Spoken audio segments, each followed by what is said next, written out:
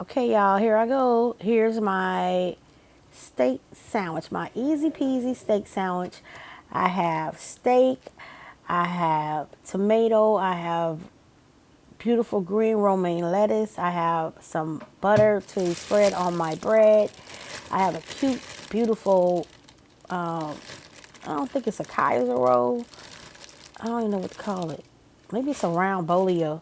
I have some sliced American cheese. I am going to use two American cheese, slices of American cheese. I have some Grey Poupon to put on my bread. I have Tabitha Brown McCormick Sunshine seasoning. I have some minced dried garlic. I have some seasoning salt. I have some lemon pepper. I did not have no black pepper because if I had black pepper, I would have used that, but I did not have any. So, yeah, it's the only reason why you don't see any. I have a onion that I'm going to cut so that I can saute me some onions. And, and I have two slices of bacon that I cut in half, which will give me four slices.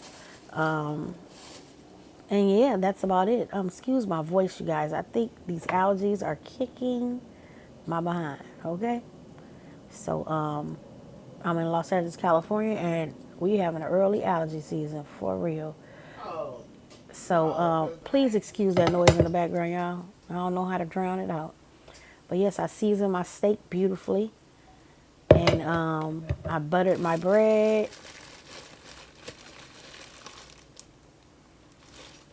and I sliced my veggies, and oops, here we go. My onions fell on my meat. That's a no-no. But we're going to put it in that heat, and it's going to kill any cross-contamination. And also that lettuce I will rinse off again, okay? All right. It's going to be okay. But anyways, let's get to cooking. Okay, so I have a little of that bacon fat left. I poured most of it off though, so I might have to put a little more oil in there. And then in this pan, I put it's probably about maybe about a teaspoon of olive oil and probably a half teaspoon of butter. And yeah, we're gonna let that do its thing. Look at our onions again. You can see our bacon resting back there on that paper towel. Just get all that grease off of there. And yeah. So I'm gonna turn my steak over. And as you can see, I turned it over. And my onions are breaking down beautifully. I did put a little more olive oil in there because that bacon fat, I took too much of it off. So it was kind of dry. So yeah, our steak, turned it back over and it looks good. Actually, I should have took it out right here, honestly, and just left it whatever. But you know, trying to be extra, and I'm gonna put some water in there later. But you can see our onions are grilling so good, sauteing so delicious, so delicious. And then now I'm gonna put some water in my steak because I want like a not like a gravy, but like a little sauce on there.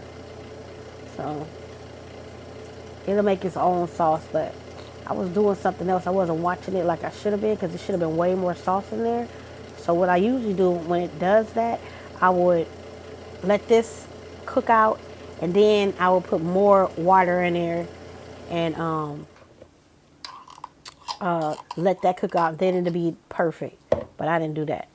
Well, let it almost cook out because you should still have some liquid in there, but it should be like kind of thick, like a gravy. Yeah. But anyways, so I'm ready to assemble my sandwich, and I'm putting my Grey Poupon on my bread, my beautiful toasted buns. It looks delicious. And I love Grey Poupon too because it has a spice to it. So that might be horseradish though, I think. I'm not sure. I never read the ingredients, but I think that might be horseradish that they put in there to give it that kick.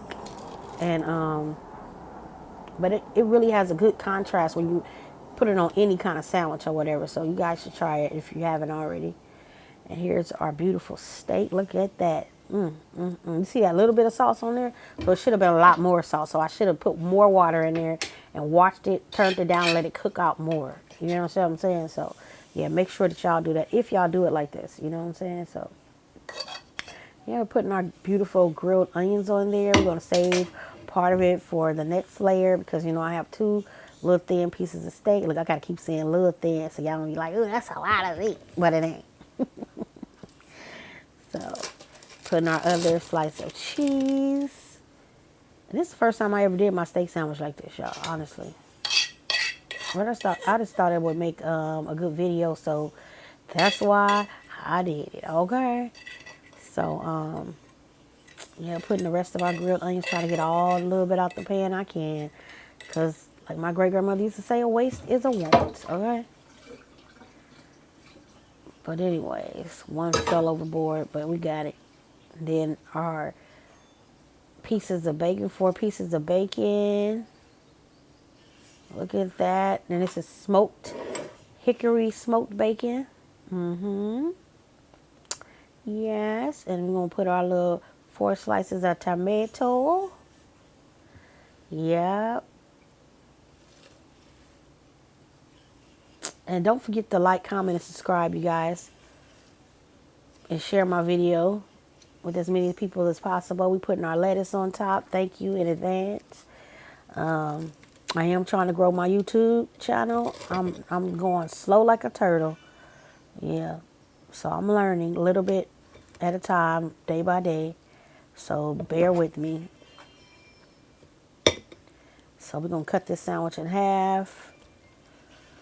So just hold it on both sides. Be careful with the knife. This is a bread knife, you guys, which is the best thing to use to cut a sandwich or slice bread or anything, is a bread knife because it's a lot easier. So look at that. Doesn't that look great? And actually, you could just share this with somebody, honestly. You know, if you didn't want to really get full or whatever, you could take half and give the other person half too. You know? And then, you know, you can make this, put this with some Doritos. You can have a little, well, you don't really need a salad because you got a salad on the doggone burger. But I'm going to put some sour cream and onion legs, potato chips with mine. Just a little. And, yeah, there you have it. Looks like a beautiful lunch to me. Look like you just got this out of a restaurant, huh? All right then, y'all. Peace.